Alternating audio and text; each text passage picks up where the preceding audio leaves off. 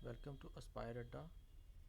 Friends, कल की video में हमने बात की थी कि एमरजेंसी प्रोविजंस होते क्या हैं, कौन कौन से उनके अंदर आर्टिकल फॉल करते हैं और जो एमरजेंसी लगाने का तरीका क्या है और उसका इफ़ेक्ट कहाँ कहाँ पे हम देख सकते हैं। आज की वीडियो में हम एमरजेंसी को ही कंटिन्यू करेंगे और देखेंगे कि एमरजेंसी लगाने के बाद का सिनेरियो क्या बनता है। तो सबसे पहले हम बात करेंगे कि अप्रूवल। अब अप्रूवल ऑफ इमरजेंसी क्या है? अप्रूवल ऑफ इमरजेंसी एक वो चीज़ है जैसे कि एक बार इमरजेंसी इम्पोज कर दी गई तो उसके बाद क्या होगा, उसके बाद अगर उस इमरजेंसी को कंटिन्यू रखना चाहते हैं तो उसके लिए हमें पार्लियामेंट के अंदर जाना पड़ेगा। पार्लियामेंट में जाके हमें स्पेशल मेजॉरिटी के साथ बोथ द हाउसेस, यहाँ पे स्टेटमेंट आप देख रहे होंगे, both the houses of the parliament उस एमरजेंसी को अप्रूव करेंगे। फिर वो एमरजेंसी एक टाइम के लिए 6 महीने तक बढ़ सकती है, 6 मंथ्स तक बढ़ सकती है।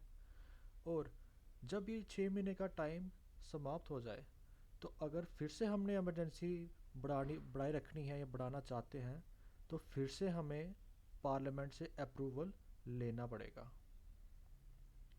अब नेक्स्ट स्टेटमेंट क्या है इसकी? नेक्स्ट स्टेटमेंट ये है, can be extended to indefinite period by getting approval every 6 month। जो स्टेटमेंट आपको बता दी कि ये एक्सटेंड की जा सकती है इनडेफिनेट पीरियड की तक। इनडेफिनेट पीरियड मतलब कि आप इसको 2 साल, 5 साल, 10 साल तक के लिए बढ़ा सकते हैं, उससे भी ज़्यादा बढ़ा सकते हैं, लेकिन हर 6 महीने में आपको अप्रूवल पार्लियामेंट का लेना पड़ेगा from both the houses by special majority. अब बाय स्पेशल मेजॉरिटी यहाँ पे लिखना क्यों ज़रूरी है? बाय स्पेशल मेजॉरिटी इसलिए लिखना ज़रूरी है क्योंकि स्पेशल मेजॉरिटी आपको पता है क्या होती है। A majority of the total membership of that house and majority of not less than 2/3 of the members of that house present and voting. इस स्टेटमेंट का मतलब क्या है? मतलब ये कि हाउस में जितने मेंबर्स हैं पार्लियामेंट में, उनमें से 2/3 प्रेजेंट होने चाहिए हाउस के अंदर और 2/3 में वोटिंग भी होनी चाहिए। ऐसा नहीं हो सकता कि सिर्फ आधे मेंबर आए हों और स्पेशल मेजॉरिटी का केस बना के वो पास कर दें, ये चीज़ पॉसिबल ही नहीं है। तो अब हमने ये देख लिया कि अप्रूवल कैसे होगा इमरजेंसी का, कि हमें पार्लियामेंट के अंदर जाके स्पेशल मेजॉरिटी से जो इमरजेंसी को एक्सटेंड करवाना पड़ेगा। अब हम नेक्स्ट में आते हैं कि अप्रूवल तो हमने देख लिया, लेकिन अब आ जाते हैं हम रेवोकेशन पे। रेवोकेशन मतलब हटाना। अब इमरजेंसी को हटाना कैसे है? तो सबसे पहले इमरजेंसी को हटाना हो तो ये प्रेसिडेंट के निश्चय पे, प्रेसिडेंट की अपनी समझ पे जिसको कहते हैं डिपेंड करता है। प्रेसिडेंट किसी भी टाइम इमरजेंसी को रिवोक कर सकते हैं, at any time. At any time मतलब कभी भी जब उनका मन चाहे वो जो इमरजेंसी को है वो रिवोक कर सकते हैं। उससे ये होता है कि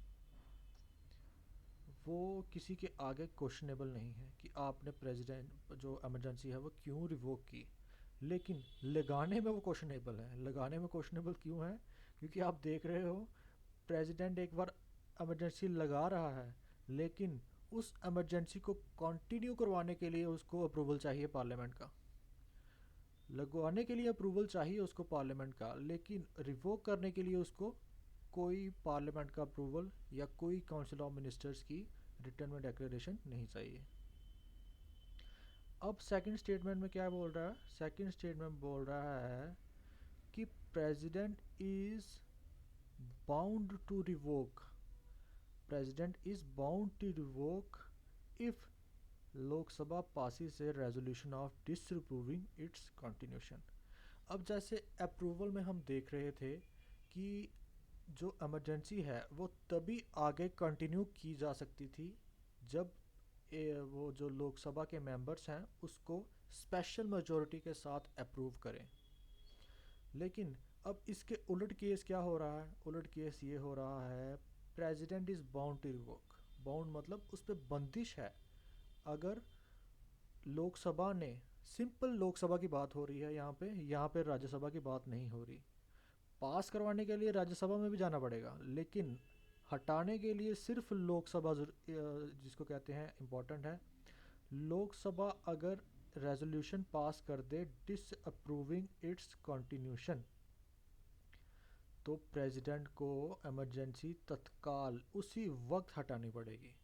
जैसे ही रेजोल्यूशन पास हो जाए कि हमें ये वाली इमरजेंसी नहीं चाहिए, तो उसी वक्त प्रेसिडेंट बाउंड हो जाता है कि वो इमरजेंसी को रिवोक कर दे। तो ये चीज़ भी क्लियर हो जानी चाहिए अब कि इसको हटाते कैसे हैं। हटाने के दो तरीके हैं, एक तो प्रेसिडेंट के पास, दूसरा लोकसभा के पास। तो आगे हम इसमें देखते हैं आगे की क्या चीज़ हमारे सामने है। डेक्लेरेशंस मेड सो फार। अब ये डेक्लेरेशन मेड सो फार क्या चीज़ है? डेक्लेरेशंस मेड सो फार मतलब कि आज तक इंडिया में कब कब इमरजेंसीज जो हैं इम्पोज़ की गई और उनकी वजह क्या थी, वो हम इसमें देखेंगे। और सबसे पहले हमारे पास जो इमरजेंसी इम्पोज़ की गई नेशनल इमरजेंसी की फॉर्म में, वो थी 1962 में। 1962 में क्या हुआ कि हम पे चाइनीज़ अग्रेशन होगी। चाइनीज़ अग्रेशन कहाँ पे होगी? NEFA। NEFA मतलब north eastern frontier agency. North eastern frontier agency, जो कि पहला नाम होता था किसका? आपकी अरुणाचल प्रदेश स्टेट का। किसका होता था? आपकी अरुणाचल प्रदेश स्टेट का जो पहले नाम था वो था NEFA, अरुणाचल प्रदेश। तो सबसे पहले हम देख रहे हैं कि सबसे पहले कब हमारे पास इमरजेंसी लगी? 1962 में। वजह क्या थी? Chinese aggression. चाइना ने हम पे चढ़ाई कर दी थी। और कहाँ पे हुआ था? NEFA में। अब जब भी एग्ज़ाम में क्वेश्चन आएगा वो अरुणाचल प्रदेश नहीं पूछते, वो सीधा ये पूछते हैं NEFA। तो इस चीज़ को भी हमने ध्यान से पढ़ना है। अब सेकेंड टाइम हम पे इमरजेंसी कब इम्पोज की गई? सेकेंड टाइम हमारी जो इमरजेंसी इम्पोज हुई वो इम्पोज हुई 1971 में। 1971 में इम्पोज हुई। 1971 में क्यों इम्पोज हुई? आपके सामने लिखा गया है कि वॉर विद पाकिस्तान। आपको पता है पाकिस्तान और हमारे बीच कितनी जंगें हो चुकी हैं। और एक जंग में 1971 में हमारे साथ जो पाकिस्तान की जंग हुई उसमें हमने इमरजेंसी इम्पोज की नेशनल इमरजेंसी के फॉर्म में ड्यू टू वॉर। अब नेक्स्ट कब हुई हमारे पास? 1975 में। अब ये वाली जो इमरजेंसी है ना, ये वाली जो इमरजेंसी है इसके लिए हमेशा कांग्रेस को और इंदिरा गांधी जी को क्रिटिसाइज़ किया जाता है। क्यों? क्योंकि उन्होंने ये वाली इमरजेंसी सिर्फ और सिर्फ अपनी इलेक्शन को बचाने के लिए ही इम्पोज करवा दी। ये वाली इमरजेंसी क्या करी? इलेक्शन को बचाने के लिए ही इम्पोज करवा दी। और कोई भी कैबिनेट से, कोई भी जिसको कहते हैं काउंसिल ऑफ मिनिस्टर से कोई डेक्लेरेशन नहीं की, कोई मीटिंग नहीं की, कोई सलाह नहीं ली। सिंपली उन्होंने एक, अब जो उस टाइम के प्रेसिडेंट थे उनको बोला कि देश के हालात ख़राब हो चुके हैं ड्यू टू इंटरनल डिस्टरबेंस और इसलिए इमरजेंसी इम्पोज कर दी जाए। तो ये जो इमरजेंसी है ये हमेशा ही कंट्रोवर्शियल रही है। और कंट्रोवर्सी इतनी होती है इस पर कि आज भी जो पॉलिटिकल पार्टीज़ हैं इसको एक डार्क एरा कहते हैं इंडियन डेमोक्रेसी का। तो ये चीज़ भी हमें क्लियर होनी चाहिए कि 1975 की जो इमरजेंसी थी वो किस ग्राउंड पे लगाई गई थी? इंटरनल डिस्टरबेंस के ग्राउंड पे। ये चीज़ भी हमें क्लियर हो जानी चाहिए। अब हम नेक्स्ट चलते हैं कि नेक्स्ट हम क्या पढ़ेंगे इसमें। नेक्स्ट हम पढ़ेंगे इसमें इफ़ेक्ट्स ऑफ नेशनल इमरजेंसी। ये इतनी इम्पोर्टेंट चीज़ है कि इफ़ेक्ट डायरेक्टली कई बार एसएससी के एग्ज़ाम में तो डायरेक्टली कई बार इफ़ेक्ट ऑफ नेशनल इमरजेंसी पूछ लेते हैं। तो ये चीज़ हमें पता होनी चाहिए कि जो इफ़ेक्ट होते हैं इमरजेंसी के वो क्या रहते हैं हमारे डिफरेंट एस्पेक्ट्स में। तो ये चीज़ भी हम आज अच्छी तरह अंडरस्टैंड करेंगे, इफ़ेक्ट्स ऑफ नेशनल इमरजेंसी। तो सबसे पहले जो इफ़ेक्ट है हमारे पास वो किस पे है, वो है हम पे एग्जेक्टिव पे। एग्जेक्टिव पे क्या इफ़ेक्ट है हमारा, पहले बोल रहा है effect on centre state relation में। सेंटर स्टेट रिलेशन का फर्स्ट जो पार्ट है वो आता है एग्जेक्टिव की फॉर्म में। Centre becomes entitled to give executive directions on any matter. इसमें एक ही वर्ड जो है वो देखने वाला है, वो है any matter. Any matter means any matter. Centre becomes entitled to give executive directions on any matter. अब जैसे आपके स्टेट के अंदर एग्जीक्यूटिव बैठे हुए हैं, किन की फॉर्म में, आपके गवर्नर। जब एक बार जो नेशनल इमरजेंसी लग जाती है तो आपके जो स्टेट एग्जीक्यूटिव होते हैं उनको जो कंट्रोल करने वाली पावर है वो सेंटर बन गई होती है, और उनको सिर्फ और सिर्फ सेंटर की डायरेक्शन पे ही काम करना है किसी भी मसले पे, चाहे वो सिक्योरिटी का हो, फाइनेंस का हो या लेजिस्लेचर का हो। सभी मसलों पे वो काम किसके कहने पे करेंगे, सेंटर के कहने पे। अब इसका जो सेकंड है इफ़ेक्ट, वो हमारे पास इफ़ेक्ट आता है आपका लेजिस्लेचर पे। लेजिस्लेचर क्या होता है आपको पता है, लेजिस्लेचर होता है जहाँ पे लॉज बनते हैं और लॉज बन के फाइनलाइज होके आप पे इम्प्लीमेंट होते हैं तो एक्ट बन जाते हैं। तो लेजिस्लेचर में क्या होता है, parliament becomes empowered to make laws on state list. ये चीज़ यहाँ पे नोट करने वाली है कि स्टेट लिस्ट, आपको तीनों लिस्टें पता है कि जिनमें हमारे जो जो लॉज बनाने के सब्जेक्ट्स हैं वो डिफ्रेंशिएट किए गए हैं। एक होती है हमारे पास कॉन्करेंट स्टेट और एक होती है हमारे पास यूनियन लिस्ट।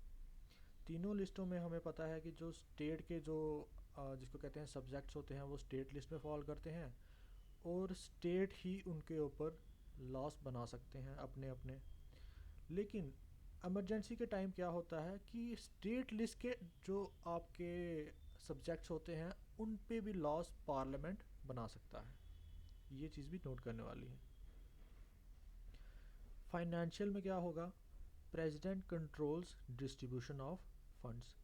मतलब कि एक बार इमरजेंसी इम्पोज हो गई तो प्रेसिडेंट क्या करेगा, वो किसी भी स्टेट के फंड्स की डिस्ट्रीब्यूशन को कंट्रोल कर सकता है।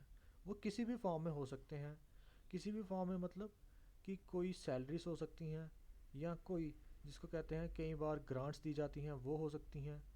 तो जो स्टेट्स के फाइनेंशियल जो उनके होते हैं फंड्स वगैरह या जिसको कहते हैं रेवेन्यू कलेक्शंस भी जो होती हैं वो भी कौन कंट्रोल कर सकता है, फिर प्रेसिडेंट।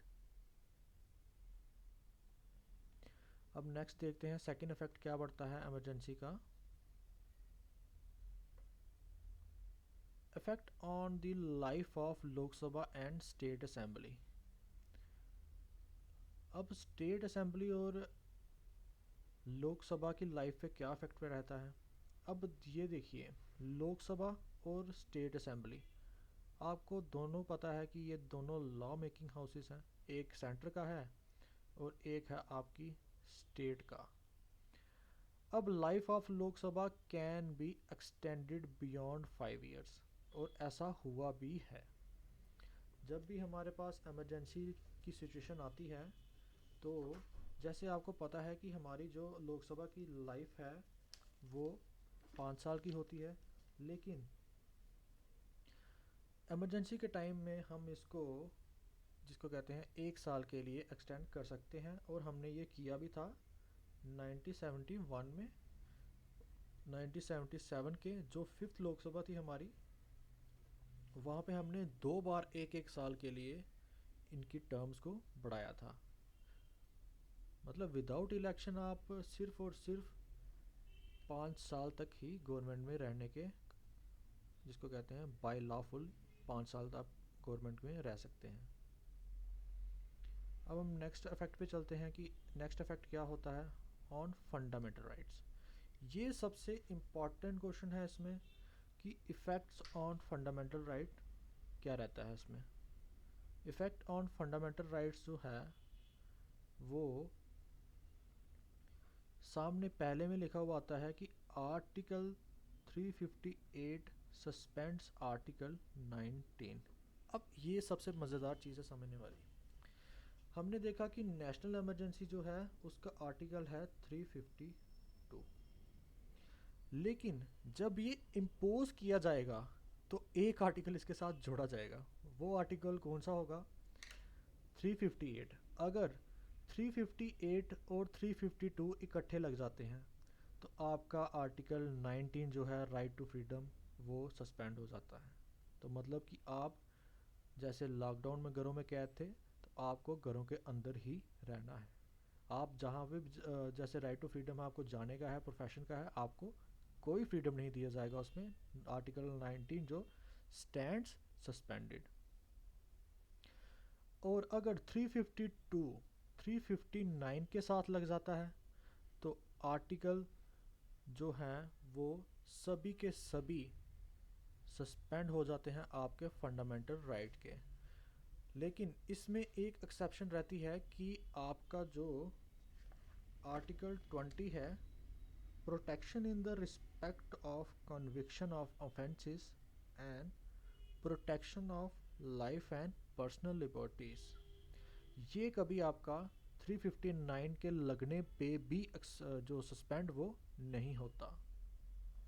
अब यहाँ पे स्टेटमेंट ये कोड कर रहा है suspension of other fundamental rights. मतलब कि एक्सेप्शन में क्या है? एक्सेप्शन में ये है कि आपका 21 और 20 आर्टिकल जो है वो फंडामेंटल राइट का वो सस्पेंड नहीं होगा, लेकिन आपके जो अदर फंडामेंटल राइट्स हैं वो आपके सस्पेंड हो सकते हैं। ये आपको चीज़ ध्यान में रखनी है। तो अब नेक्स्ट चलते हैं कि नेक्स्ट इसमें क्या है। नेक्स्ट आपके पास आ जाएगा प्रेसिडेंट रूल, जो आपकी सेकंड टाइप की इमरजेंसी है, प्रेसिडेंट रूल। अब यहाँ पे हम देख रहे हैं कि प्रेसिडेंट रूल क्या कह रहा है हमारे पास। प्रेसिडेंट रूल ये कह रहा है imposed under Article 356 in case of failure of constitutional machinery in state। ये स्टेटमेंट हमें सिर्फ और सिर्फ दो वर्ड से समझनी है। वो कौन से दो वर्ड हैं? वो ये है कॉन्स्टिट्यूशनल मशीनरी। अब कॉन्स्टिट्यूशनल मशीनरी क्या है? कॉन्स्टिट्यूशनल मशीनरी हमारे पास वो प्रावधान है जो हमें कॉन्स्टिट्यूशन ने दिया हुआ है कि स्टेट कैसे रन करनी चाहिए अकॉर्डिंग टू कॉन्स्टिट्यूशन। अगर according to constitution state run नहीं कर रही या नहीं कर पा रही तो वो फेलियर ऑफ कॉन्स्टिट्यूशन में गिना जाता है। और जब फेलियर ऑफ कॉन्स्टिट्यूशन में गिना जाता है तो आर्टिकल 356 जो कहता है प्रेसिडेंट को कि आप इस स्टेट में प्रेसिडेंट रूल इम्पोज कर सकते हैं। अब ये चीज़ भी आपको ध्यान में रखनी है। अब नेक्स्ट में पॉइंट में क्या है हमारे पास इधर, नेक्स्ट पॉइंट में वो बोलता है कि प्रेसिडेंट रूल को क्या कहते हैं, also known as state emergency and constitutional emergency. ये हम आपको कल भी बता चुके हैं। अब नेक्स्ट पॉइंट एक और देख लेते हैं। Under articles 365 if a state fails to comply with any direction of center president rule can be imposed। जैसे हमने आपको कल वीडियो के स्टार्टिंग में बताया था कि 352 से लेके 360 तक जो आपके इमरजेंसी के आर्टिकल्स हैं, लेकिन इसके अलावा एक आपका आर्टिकल और है, वो है 365। आर्टिकल 365 में क्या होगा? आर्टिकल 365 ये साफ साफ कहता है कि अगर सेंटर की डायरेक्शन से स्टेट गवर्नमेंट कंप्लाई ना करे तो प्रेसिडेंट रूल जो है वो इम्पोज किया जा सकता है।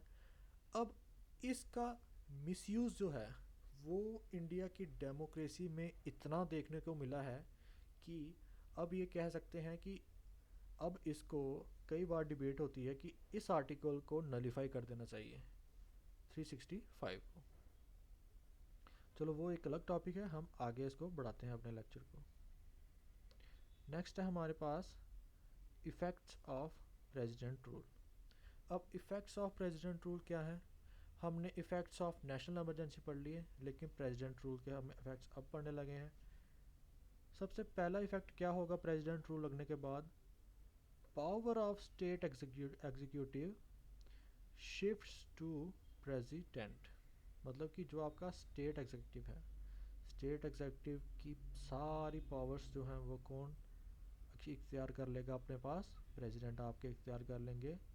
और जो भी उनके पास जिसको है अपनी ऑर्डिनेंस पावर है, वो उसको यूज़ करके स्टेट के लॉज को बना सकते हैं। नेक्स्ट क्या है? State council of ministers headed by chief minister are dismissed. यहाँ पे ARE होना चाहिए, यहाँ पे थोड़ी सी गलती है। तो अब क्या कह रहा है कि state council of minister headed by chief minister are dismissed. Dismissed मतलब कि उनकी जो दावेदारी है या उनका जो कैंडिडेचर है एज ए MLA वो कैंसिल हो जाता है। मतलब कि आपकी कोई लेजिस्लेटिव असेंबली है अगर स्टेट की, तो वो डिसमिस हो जाएगी। और जो आपके जो काउंसिल ऑफ मिनिस्टर्स हैं या MLAs हैं, वो एक्स MLA कहलाने लगते हैं। जैसे एक बार डिसमिस होने पे या अपना टर्म पूरा करने पे उनको एक्स MLA या एक्स MLC कहते हैं। अब थर्ड पॉइंट में क्या कह रहा है? Powers of state legislature are exercise by the president. अब powers of the state legislature are exercise by the parliament है। अब पार्लियामेंट तो क्या कर सकता है कि आपकी जो स्टेट का लेजिस्लेचर है उसकी पावर इख्तियार करके स्टेट के लॉज बना सकता है और इम्प्लीमेंट भी करवा सकता है। इसके अलावा क्या रखता है? इसके अलावा जो ऑर्डिनेंस मेकिंग पावर है प्रेसिडेंट की, वो करते हैं स्टेट के लॉज को बनाने के लिए। अब ये भी चीज़ क्लियर हो जानी चाहिए कि इसमें क्या क्या इफेक्ट रहते हैं प्रेसिडेंट रूल के। अब नेक्स्ट हमारे पास है फाइनेंशियल इमरजेंसी। फाइनेंशियल इमरजेंसी, अब आपको पता है कि फाइनेंशियल इमरजेंसी हमारा आर्टिकल कौन सा है? 360। 360 आर्टिकल है हमारा फाइनेंशियल इमरजेंसी का। तो अब कल हमने ये भी देखा था कि ये कब और क्यों लगाई जाएगी। फाइनेंशियल इमरजेंसी तब ही लगाई जाएगी जब एक ऐसी सिचुएशन क्रिएट हो जाए जिससे कि फाइनेंशियल स्टेबिलिटी और क्रेडिट ऑफ इंडिया थ्रेटन्ड हो जाए। थ्रेटन मतलब कि उस पर कोई ख़तरा आ जाए, हम डेप्ट में चले गए, हम फ्री फॉल इकॉनमी में आ गए, तो भी हमें फाइनेंशियल इमरजेंसी इम्पोज करनी पड़ सकती है। नेक्स्ट स्टेटमेंट हम देख सकते हैं इसमें कि क्या बोला है उसने। Under article 360, if financial stability और credit of India is threatened, financial emergency can be imposed. अब ये चीज़ भी हमने पहले ही क्लियर कर ली है कि कब इम्पोज होगी और क्यों इम्पोज होगी, ये चीज़ भी क्लियर हो जानी चाहिए। नेक्स्ट हम देखते हैं इसमें इसके इफ़ेक्ट्स। इसके इफ़ेक्ट्स क्या रहेंगे? इसके इफ़ेक्ट्स हमें सभी को पता होने चाहिए, क्योंकि एज एन इकोनॉमी हम जब भी एक किसी इफ़ेक्ट जिसको कहते हैं डेप्ट या इफ़ेक्ट में आते हैं, तो वो सीधा इफ़ेक्ट हम कॉमन सिटीजन्स पे पड़ता है। इसलिए हमें फाइनेंशियल इमरजेंसी के इफ़ेक्ट मालूम होने चाहिए। सबसे पहले जो फाइनेंशियल इमरजेंसी का इफ़ेक्ट है वो है हमारे पास reduction of salary and allowances. किन में? स्टेट्स में।